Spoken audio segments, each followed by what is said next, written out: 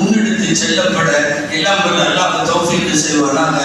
ஆமீன். வாஹிரு தஅவானா அனில் தொழுகையில் இன்பம், போதும் என்ற மனம், தௌபா செய்கின்ற விரைவு தன்மை, இதெல்லாம் மௌத்த நினைச்சாதான் வரும். மௌத்த நினைச்சாதான் வரும்.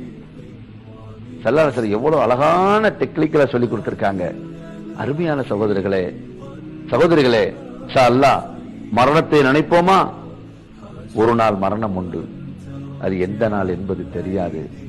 எனவே அந்த மரணத்துக்கு முன்னால் தௌபா, மரணத்துக்கு முன்னால் போதும் என்ற தன்மை, மரணத்துக்கு முன்னால் வணக்க வழிபாடுகளிலே இன்பம், தேன் கலந்த இன்பம், இந்த லகிக்கக்கூடிய தன்மை, தொழுகையில் அப்படியே ஒரு உடன்பாடு, இதெல்லாம் ஏற்படணும்டா மரணத்தை ஒவ்வொரு நாளும் 20 தடவையாவது நினைக்க வேண்டும்.